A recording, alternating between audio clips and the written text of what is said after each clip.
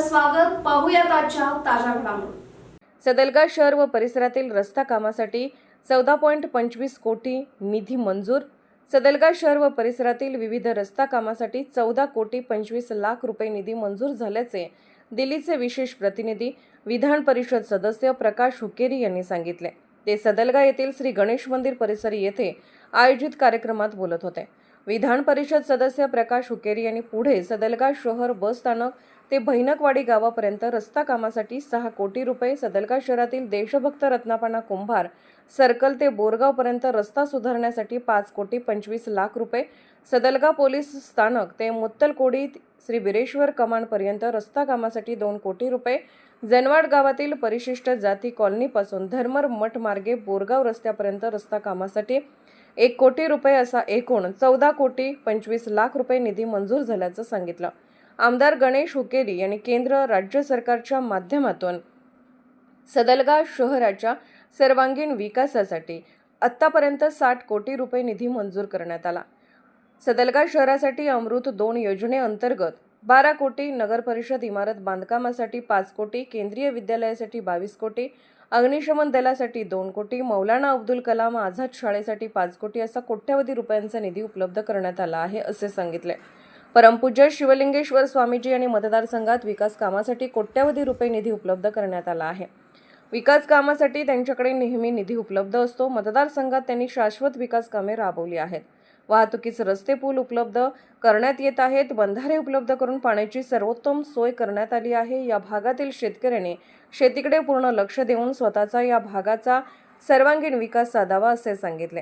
या प्रसंगी ज्येष्ठ नागरिक अरुण देसाई, अभियंते गिरीश देसाई यांनीही मनोगत व्यक्त केले. प्रारंभी स्वागत व प्रास्ताविक नगराध्यक्ष बसवराज गुंडकल्ले यांनी केले. या प्रसंगी उपस्थित सर्व मान्यवरांचा सत्कार करण्यात आला. कार्यक्रमास नगरसेवक, नामनिर्देशित नगरसेवक, विविध संघ संस्थांचे पदाधिकारी, मान्यवर कार्यकर्ते यांच्यासह सदलगा, वडघोल, भैनाकवाडी, जनवाड, नेज येथील स्थानिक नेते, कार्यकर्ते मोठ्या संख्येने उपस्थित होते. SB ನ್ಯೂಸ್साठी बोरगावहून मुख्य संपादक ಶಿವಾಜಿ ಭೋರೆ. ದಶಕ ಅಂದ್ರೆ 45 ವರ್ಷ ಪ್ರಕಾಶನ್ನ ಹುಕ್ಕೇರಿಗೆ ನೀವು ಎಲ್ಲರೂ ಒಂದು ಸಹಕಾರ ಕೊಟ್ಟ ಈ ಭಾಗದ ರೈತರಾಗ್ಲಿ, ತಾಯಿಂದರಾಗ್ಲಿ, ಯುವಕರು ಕೂಡ ಈ ಭಾಗದಾಗ ಒಂದು ಅಭಿವೃದ್ಧಿ ಮಾಡಕ ಸನ್ಮಾನ್ಯ ನಮ್ಮ ಕುಟುಂಬದವ್ರಿಗೆ ಪ್ರಕಾಶನ್ನ ಹುಕ್ಕೇರಿಗೆ 45 ವರ್ಷ ಆಯ್ತು ಸತತವಾಗಿ ರಾಜಕೀಯದಾಗ ಇದ್ದ. ಅವಾಗಿಂದ ಇವಾಗಿಂದ ಅನ್ನ ಸಾಹೇಬ್ ಗುಂಡ್ಕಲ್ ಇರ್ಬೋದು, ಎಲ್ಲ ಹಿರಿಯರು ನೀವೆಲ್ಲರೂ ಒಂದು ಮಾರ್ಗದರ್ಶನದಿಂದ ಇವತ್ತ ದಿಲ್ಲಿ ಮಟ್ಟಕ್ಕೆ ಪ್ರಕಾಶನ್ನ ಹುಕ್ಕೇರಿ ಈ ಭಾಗದಾಗ ಒಂದು ಕೆಲಸ ಮಾಡ್ಕೊಂಡು ಬಂದಿದ್ದಾರೆ. ನಿಜವಾಗೂ ಪ್ರತಿಯೊಂದು ಕ್ಷೇತ್ರದಲ್ಲಿ ಅದು ಕೇಂದ್ರ ಸರ್ಕಾರ ಇರ್ಬೋದು, ರಾಜ್ಯ ಸರ್ಕಾರ ಇರ್ಬೋದು, ಕುಡಿ ನೀರು ಇರ್ಬೋದು, ರೈತರಿಗಿರ್ಬೋದು, ಕೇಂದ್ರೀಯ ವಿದ್ಯಾಲಯ ಇರ್ಬೋದು, ಇವತ್ತು ನಿಮ್ಮ ಊರಾಗ ಸುಮಾರು ನಾವು ನೋಡಿದ್ರೆ ಸುಮಾರು 60 ಕೋಟಿ ಬರೀ ನಿಮ್ಮ ಊರಾಗ ಈಗಾಗಲೇ ನಾವು ಕಾಮಗಾರಿಯನ್ನು ಚಾಲೂ ಮಾಡಿದೆವು. ಅಮೃತ್ 2 ಯೋಜನೆಯಲ್ಲಿ 12 ಕೋಟಿ, ಹೊಸ ನಮ್ಮ ಪಟ್ಟಣ ಪಂಚಾಯತಿ ಬಿಲ್ಡಿಂಗ್ 5 ಕೋಟಿ, ಕೇಂದ್ರೀಯ ವಿದ್ಯಾಲಯ 22 ಕೋಟಿ, ಮುಂದ ಅಗ್ನಿಶಾಮಕ 2 ಕೋಟಿ, ಮೌಲಾನಾ ಆಜಾದ್ ಶಾಲೆ 5 ಕೋಟಿ. ಈಗ ಅನೇಕ ಉದಾಹರಣೆ ಹೇಳಿದ್ರ ಇವತ್ತ ಸದಲಗ ಪಟ್ಟಣದಾಗ ಸನ್ಮಾನ್ಯ ಪ್ರಕಾಶ್ ಅನ್ನಾಗ್ಲಿ ನಾನಾಗ್ಲಿ ವಿಶೇಷ ಪ್ರಯತ್ನದಿಂದ ಈ ಭಾಗದಾಗ ಇಷ್ಟೆಲ್ಲ ಕೆಲಸ ಮಾಡುವಂತ ಒಂದು ಶಕ್ತಿ ಯಾರಂದ್ರ ಪ್ರಕಾಶ್ ಅನ್ನ ಹುಕ್ಕೇರಿ ಅದರಂತ ಈ ವೇದಿಕೆ ಮೂಲಕ ನಾ ಹೇಳಿ ಬೆಳೆಸ್ತೀನಿ. ಗಣೇಶ್ ಹುಕ್ಕೇರಿ ಅವರು ಈಗಾಗಲೇ ಚಿಕ್ಕೋಡಿ ಸದಲಗ ಕ್ಷೇತ್ರದ ಬಗ್ಗೆ ತಮ್ಮ ವಿಚಾರವನ್ನು ವ್ಯಕ್ತ ಮಾಡಿದ್ದಾರೆ. ಅದ ಪ್ರಕಾರ ಲೋಕೋಪಯೋಗಿ ಇಲಾಖೆಯ ಎಕ್ಸಿಕ್ಯೂಟಿವ್ ಇಂಜಿನಿಯರ್ ದೇಸಾಯಿ ಅವರು ನಮ್ಮ ಸರ್ಕಾರದ ಲೋಕೋಪಯೋಗಿ ಇಲಾಖೆಯ ಸಚಿವರಾದ ಸತೀಶ್ ಜಾರಕಿಹೊಳಿ ಮತ್ತು ಜಿಲ್ಲಾ ಉಸ್ತುವಾರಿ ಸಚಿವರಾದ ಇವರಿಂದ ಸುಮಾರು 60 ಕೋಟಿ ರೂಪಾಯಿಗಳನ್ನು ಇವತ್ತು ಈ ಸದಲಗ ಚಿಕ್ಕೋಡಿ ಕ್ಷೇತ್ರಕ್ಕೆ ತಂದಿದ್ದಾರೆ. ಇವತ್ತು ಒಂದು ಕೆಲಸ ನಾವು ಮಾಡ್ತಾ ಇದ್ದೇವೆ, ಏನಂತಂದ್ರೆ ಪ್ರಾರಂಭದಿಂದನ ನಾವು ಕೆಲಸ ಚಾಲು ಮಾಡ್ತಾ ಇದ್ದೇವೆ. ಈಗ ಉದಾಹರಣೆ ನಡದೇವಾಡಿಯಿಂದ ನಾವು ನೇರ್ ತನಕ ರಸ್ತೆ ಪೂರ್ತಿ ಮಾಡಿದ್ದೇವೆ. ನಡದೇವಾಡಿಯಿಂದ ನೇರ್ ತನಕ ರಸ್ತೆ ಪೂರ್ತಿ ಮಾಡಿದ್ದೇವೆ. ಅದ ಪ್ರಕಾರ ಸಿರುಗುಪ್ಪೆಯಿಂದ ಇಂಗಳಿ ತನಕ ಅದು ಕೂಡ ನಾವು ರಸ್ತೆ ಪೂರ್ತಿ ಮಾಡಿದ್ದೀವಿ. ಇವತ್ತ 4 ರಸ್ತೆಗಳನ್ನ ಇವತ್ತು ನಾವು ನಾಳೆಯಿಂದ ಕಾಮಗಾರಿಯನ್ನ ಪ್ರಾರಂಭ ಮಾಡ್ತೀವಿ. ಒಂದು ಜನವಾಡದಿಂದ ಶಿರವಾಡ ತನಕ, ಶಿರದ್ವಾಡ ತನಕ, ಒಂದು ಸದಲಗಾದಿಂದ ಬೋರ್ಗಾಂವ್ ಮತ್ತು ಸದಲಗಾದಿಂದ ನಮ್ಮ ಕವಾನ್ ತನಕ ಮತ್ತು ಸದಲಗಾದಿಂದ ಬೈನಾಕ್ವಾಡಿ ತನಕ ಈ 4 ಕೆಲಸಗಳಿಗೆ ಸುಮಾರು 18 ಕೋಟಿ ರೂಪಾಯಿಗಳನ್ನು ಖರ್ಚು ಮಾಡಿ ಇವತ್ತು 4 ರೋಡ್ಗಳನ್ನು ನಾವು ಪ್ರಾರಂಭ ಮಾಡ್ತಾ ಇದ್ದೀವಿ. ಎಷ್ಟ ರೋಡ್ಗಳನ್ನು ಮಾಡಿದ್ರ ಮತ್ತೆ ಮುಂದಿನ ವರ್ಷ ಮತ್ತೆ ರೋಡ್ ಹಾಳಾಗಿರ್ತಾವ. ಕಾರಣ ಏನ, ಸಾಕಷ್ಟು ರಸ್ತೆಗಳ ಮೇಲೆ ನಮ್ಮ ಸಕ್ಕರೆ ಕಾರ್ಖಾನೆಗಳ ವಾಹನಗಳು ಹೋಗೋದ್ರಿಂದ ರಸ್ತೆ ಸರಿಯಾಗಿ ಉಳಿಯಂಗಿಲ್ಲ. ಆದ್ರೂ ನಾವು ಪ್ರತಿ ವರ್ಷ ನಾವು ಪ್ರಯತ್ನ ಮಾಡ್ತೇವೆ ರಸ್ತೆಗಳನ್ನು ಸುಧಾರಣೆ ಮಾಡಕ್ಕೆ. ನೀವು ಬೇಕಾದ್ರೆ ನೋಡ್ರಿ, ಸದಲಗ ಚಿಕ್ಕೋಡಿ ಕ್ಷೇತ್ರದಾಗ ಎಷ್ಟು ರಸ್ತೆಗಳು ಚೆನ್ನಾಗಿದಾವು, ಅದು ಬೇರೆ ಕ್ಷೇತ್ರದಾಗ ಎಲ್ಲಿದ್ರ ತೋರಿಸ್ಬೇಕು. ಅದಕ್ಕೆ ಒಂದು ಭಾಗ ಅಂತಲ್ಲ, ಅವ್ರು ಈಗಾಗಲೇ ಹೇಳಿರಲ್ಲ, ನೀರಿರಬಹುದು, ಶಿಕ್ಷಣ ಇರಬಹುದು, ರೋಡ್ ಇರಬಹುದು.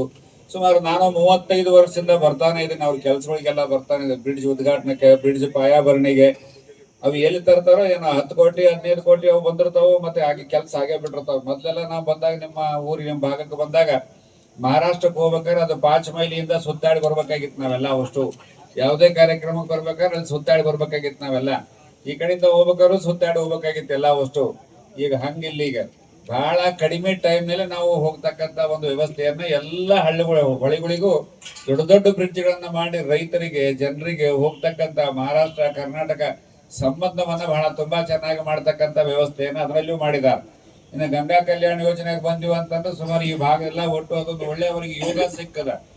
ಏನ್ ಯೋಗ ಅಂತಂತ ಹೇಳಿದ್ರೆ ಅವರ ಏರಿಯಾದಾಗ ಕೃಷ್ಣಾನು ಬಂದಿತ್ತ, ದೂದ್ಗಂಗಾನು ಬಂದತ್ತ, ವೇದಗಂಗಾನು ಬಂದತ್ತ.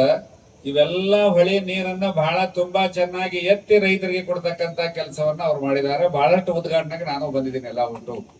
ಮುಖ್ಯ ರೈತನಿಗೆ ಬೇಕಾಗಿರುವುದು 2, ಒಂದು ಕರೆಂಟು, ಒಂದು ನೀರು. ಇವೆರಡು ಇದ್ರೆ ನಮ್ಮ ರೈತರು ಬಹಳ ಶಾಣ್ಯರಾಗಿದ್ದಾರೆ. ಅಂದ್ರೆ ಬೈಕಿನಾಗ ಓಡಾಡಕ್ ಶಾಣ್ಯರಾಗ್ಯಾರ, ಹೊಲ್ದಾಗ ಕೆಲಸ ಮಾಡಕ್ ಇನ್ ಸ್ವಲ್ಪ ಶಾಣ್ಯರಾಗಬೇಕಾಗಿತ್ತಲ್ಲ. ಅಷ್ಟು ಅವ್ರೊಂದಿಟ್ಟು ಶಾಣ್ಯರಾದ್ರ ಅಂತಂದ್ರೆ ಎಲ್ಲಾ ಪಂಚಾಯತಿಗೆ ನೀವೇ ಸಾಲ ಕೊಡ್ತೀರಿ. ಅಷ್ಟು ತಾಕತ್ತು ನಿಮ್ಮ ಭೂಮಿಯಲ್ಲಿದೆ. ಈ ಭಾಗದ ಭೂಮಿಯಲ್ಲಿ ನೀರು, ಭೂಮಿ ಎಲ್ಲ ಇದನ್ನ ಬಹಳ ತುಂಬಾ ಚೆನ್ನಾಗಿ ಉಪಯೋಗ ಮಾಡಿಕೊಂಡು ಪ್ರಕಾಶ್ ಅವರು ಹಣ ತರ್ತಕ್ಕಂತ ವ್ಯವಸ್ಥೆಯನ್ನು ಮಾಡಿದ್ದಾರೆ. ಅದೇ ಒಂದು ದಾರಿಯಲ್ಲಿ ಗಣೇಶ್ ಅವರು ತರ್ತಕ್ಕಂತ ವ್ಯವಸ್ಥೆಯನ್ನು ಮಾಡಿದ್ದಾರೆ. ನೋಡ್ರಿ, ಇಂಥ ಒಂದು ತಾಲ್ಲೂಕಿನ ಇಲ್ಲ, ಇದನ್ನ ತಾಲ್ಲೂಕು ಆಗ್ತಕ್ಕಂತ ಊರಿನಲ್ಲಿ ಕೇಂದ್ರೀಯ ವಿಶ್ವವಿದ್ಯಾಲಯನ ತರ್ತಕ್ಕಂತ ವ್ಯವಸ್ಥೆಯನ್ನ ಮಾಡಿದ್ರೆ ಬಹಳ ದೊಡ್ಡ ಕೆಲಸ ಇಲ್ಲ. ಯಾಕಂದ್ರೆ ಹಳ್ಳಿ ಜನರಲ್ಲಿ ಟ್ಯಾಲೆಂಟ್ ಬಹಳ ಇರ್ತದೆ. ನಮ್ಮ ದೇಶವನ್ನ ಆಳಿದಂತ ಬಹಳಷ್ಟು ಜನರಲ್ಲಿ ಎಲ್ಲ ಹಳ್ಳಿಯಿಂದ ಬಂದಂತವ್ರೆ ಎಲ್ಲ ಒಟ್ಟು. ಎಲ್ಲೋ ಅಲ್ಲೊಬ್ರು ಇಲ್ಲೊಬ್ರು ನೆಹರೂರಂತವ್ರು ದೊಡ್ಡ ಪೇಟೆಯಿಂದ ಬಂದಂತವ್ರು. ಬಹಳಷ್ಟು ಜನ ಮೊದಲನೇ ಪ್ರಧಾನಿ ರಾಷ್ಟ್ರಪತಿ ಏನು ಬಂದ್ರು ಅವರು ಹಳ್ಳಿಯಿಂದ ಬಂದವ್ರೆ. ಬಹಳಷ್ಟು ಜನ ಪ್ರಧಾನಿಗಳು, ರಾಷ್ಟ್ರಪತಿಗಳು ಹಳ್ಳಿಯಿಂದ ಬಂದವ್ರೆ. ಹಾಗ ಹಳ್ಳಿಯಲ್ಲಿ ಟ್ಯಾಲೆಂಟ್ ಜನ ಬಹಳ ಇರ್ತದೆ ಅನ್ನೋ ಉದ್ದೇಶವನ್ನು ಇಟ್ಟುಕೊಂಡು ಅಂತ ಒಂದು ಕೇಂದ್ರೀಯ ವಿಶ್ವವಿದ್ಯಾಲಯ ತರ್ತಕ್ಕಂತ ವ್ಯವಸ್ಥೆಯನ್ನು ಮಾಡಿದ್ರು. ಆ ಮಕ್ಕಳು ಮುಂದೆ ದೇಶ ವಿದೇಶಗಳಲ್ಲಿ ಹೋಗ್ತಕ್ಕಂತ ಒಂದು ವ್ಯವಸ್ಥೆ. ಅದಕ್ಕೆ ಸ್ವಾತಂತ್ರ್ಯ ಪೂರ್ವದಲ್ಲಿ ನಮ್ಮ ಜನ ಒಂದು ಲಾವಣಿಯನ್ನ ಕಟ್ಟಿ ಹಾಡ್ತಾ ಇದ್ರು. ಈ ಭಾಗದಾಗ ಲಾವಣಿಗಳು ಕಡಿಮೆ. ಲಾವಣಿ ಅಂದ್ರೆ ಬಹಳಷ್ಟು ಜನರಿಗೆ ಗೊತ್ತಿಲ್ಲ.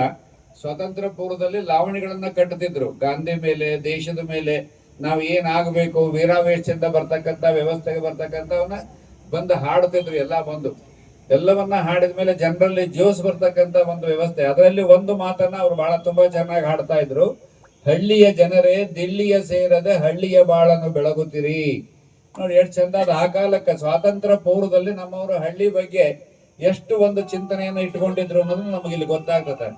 राजकीय, सामाजिक, आर्थिक असा सर्व घडामोडींचा आढावा पाहायला विसरू नका SB न्यूज चॅनल आणि नक्कीच सबस्क्राईब करा.